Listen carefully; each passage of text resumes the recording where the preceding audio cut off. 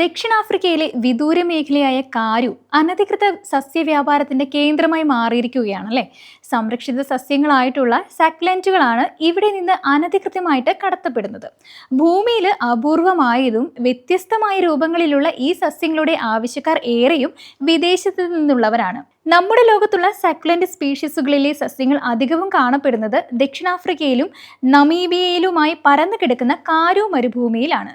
ശരിക്കും പറഞ്ഞാൽ ഇവയ്ക്ക് പലതരം രൂപഭാവങ്ങളാണുള്ളത്. ചിലത് ചെറിയ ബട്ടണുകൾ പോലെ ഇരിക്കും, എന്നാൽ ചിലത് കള്ളിമുൾ ചെടി പോലെയും.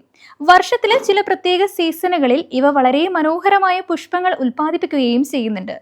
ലോകമെമ്പാടും നഴ്സറികളിൽ ഇവ ചെറിയ തോതിൽ വളർത്തപ്പെടുകയും ചെയ്യുന്നു. എന്നിരുന്നാലും അലങ്കാര സസ്യ വിപണിയിൽ ഇവയ്ക്കുള്ള ഡിമാൻഡ് എന്ന് പറയുന്നത് വളരെ കൂടുതലാണ്. അതിനാൽ തന്നെ കാരു മേഖലയിൽ നിന്ന് വ്യാപകമായ തോതിൽ ഇവ പറിച്ചെടുത്ത് വിദേശത്തേക്ക് അനധികൃതമായിട്ട് കടത്തപ്പെടുന്നുമുണ്ട്. വിദേശ രാജ്യങ്ങളായ US, യൂറോപ്പ്, കിഴക്കൻ ഏഷ്യ തുടങ്ങിയ മേഖലകളിലേക്കാണ് ഈ ചെടികൾ കൂടുതലായിട്ടും പോകുന്നത്. ദക്ഷിണാഫ്രിക്കയിലെ ചില മേഖലകളിലെ കാമിസ്ക്രൂൺ ഇത്തരം കച്ചവടത്തിന്റെ വലിയൊരു ഹബ്ബാണ്. ഇവിടെയുള്ള ചില കുന്നുകളിൽ ഇത്തരം ചെടികൾ വ്യാപകമായിട്ടുമുണ്ട്. സക്ലന്റുകളിൽ പല സ്പീഷീസുകളും ചില പ്രത്യേക ആവാസ മേഖലകളിൽ മാത്രം കാണപ്പെടുന്നതാണ്.